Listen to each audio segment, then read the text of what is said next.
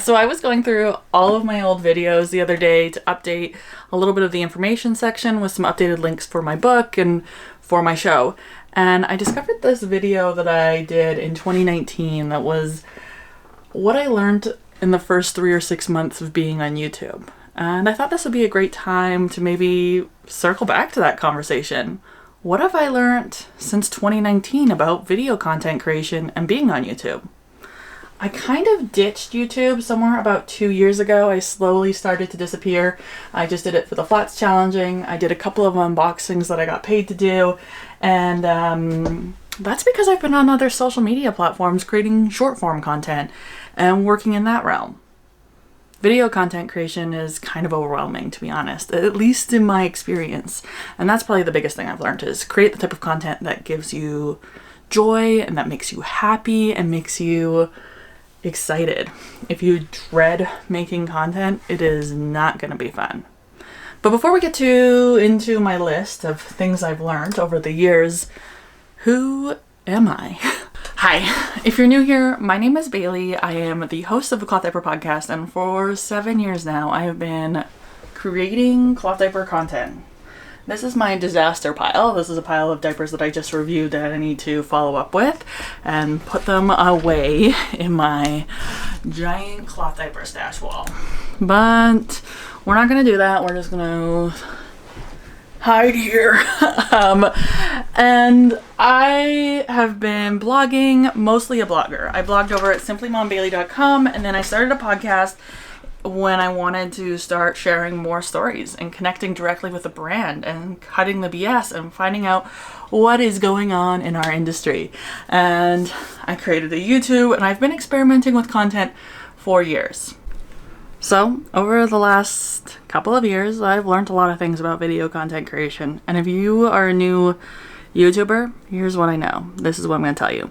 The first thing is that you should stop looking at yourself in the little thing and look in the camera, which is really hard to do because I really like looking at myself. And if I move it, then I just panic the entire time during the video that I'm out of focus because even though I have a screen shown out, have filmed way too many videos out of focus in my entire life that I've had to redo.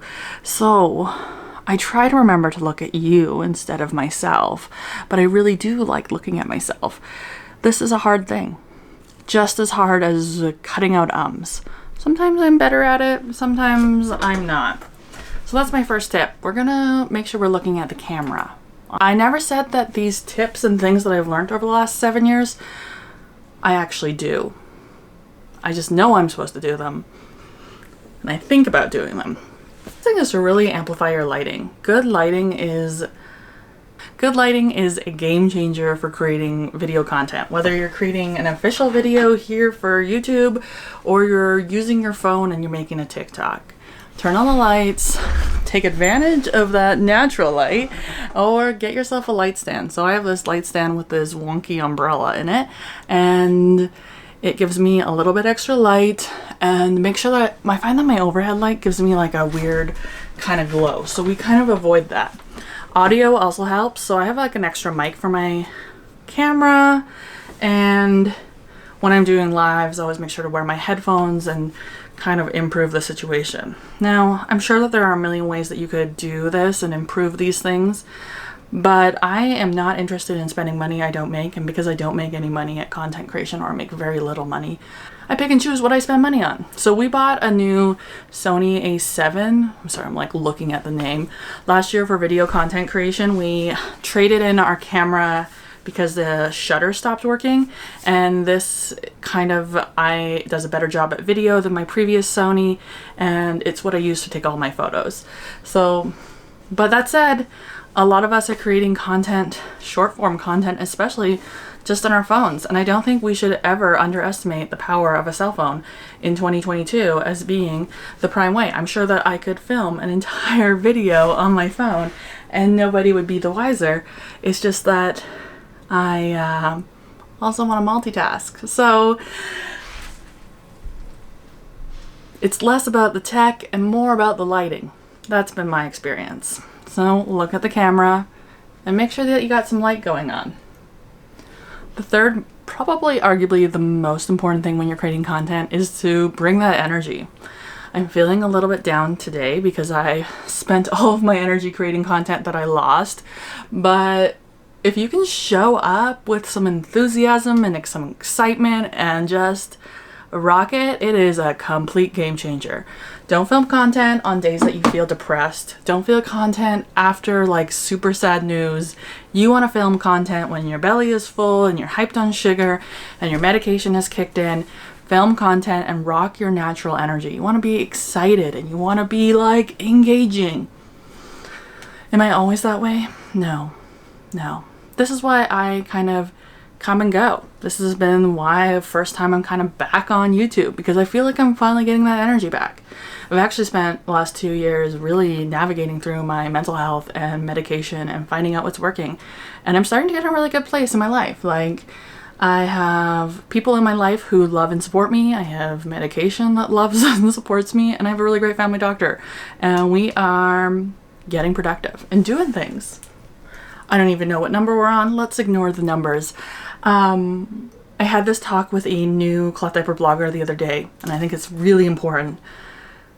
Focus on guiding people, not telling people. I used to do this pretty early on in my cloth diaper career where I kind of be like, this is the way it is. No, it doesn't work. Something we learned in communications and PR, we just had a PR seminar, is there's so much more power in guiding someone to feel empowered to choose something than telling them what you have to do. We see it happening right now in the world globally. But when you tell people that they have to do ABC, they are likely to not do it. Adults are just like children. It's actually kind of terrifying. But as content creators, whether we're creating video or audio or written form, one of the best things we can do is just lay out the options, be transparent and authentic, and talk about what we need to talk about, but let our listeners and our audience come to the conclusion that they need to come to on their own. Let them make that choice. I shouldn't be telling you that this is the best book on cloth diapering. I should be providing enough authority and audience that when you go to look, you choose it. That was a terrible example. This is the best book on cloth diapering and you should go buy it. It's available directly at clothdiaperpodcast.com/shop. But what you really got to do at the end of the day is we're guiding people. And that's what I work on in my book. I don't want to tell you what the answer is because, especially in our industry, there's not actually a lot of right answers. There's a lot of gray. So we have to provide you with options and guide you. Okay, which option is going to be best for you? And I find that we can succeed as cloth diaper content creators in that way. And I know it's not popular because it's not the bro method in which we're like having a catchy headline that then takes over and you create this ruffled, negative, polarized energy. But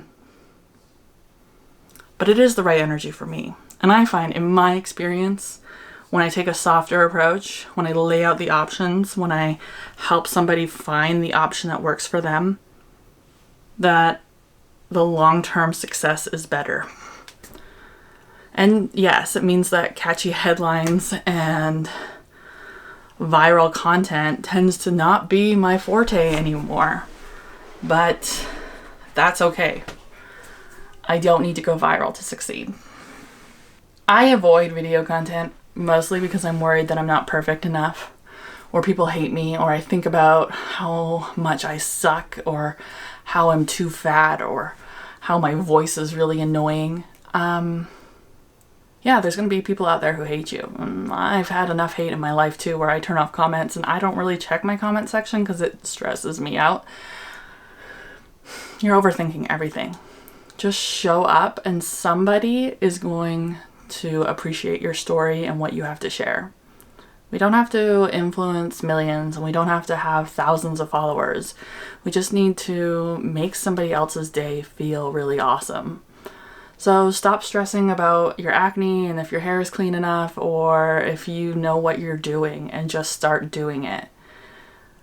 My first videos on this platform were terrible. My first podcasts were terrible. My first Instagram was terrible. And after years of practice, I'm kind of getting a little better. So you got to start somewhere. It's not going to be perfect.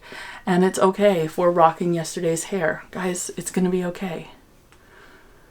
I did put on some makeup. Sometimes I film videos without makeup. I'm trying that, I'm trying to just be okay with showing up when I feel like I want to show up, even if I don't think I'm 135% perfect. And something that I think TikTok has really influenced has been how okay it is to have less than perfect content and be less than perfect online, and that there's authenticity and trust in that. Talking about TikTok has taught me to kind of get to the point quicker, which I can see that I've been filming for like over 9 minutes. I haven't really gotten to the point quickly, but if you wanted to get to the point quickly, I would have done this as a TikTok, so maybe you'll see it over on TikTok first. Trying to get to the point, learning what your point is and then articulating it is something that can be really advantageous on TikTok. Make sure that you're creating content, video content, for each platform in a certain way. So TikTok, you need to get to the point. You got 7 seconds to engage them. But people here on YouTube, they might be here for the full 10, 15, 20-minute conversation. We're all showing up on different platforms differently, and as such, we should be adapting our video content to meet those needs. And yes, that's overwhelming and scary, but it does work, and it can be effective and a great choice. And lastly, engage, especially on those short platform tools. Like, the more I engage on TikTok, the better. It's my downfall of YouTube, and probably why I will not be the most popular YouTuber. And I don't really create YouTube content to be popular. I create YouTube content to amplify my blog content because I hyperlink all my videos in.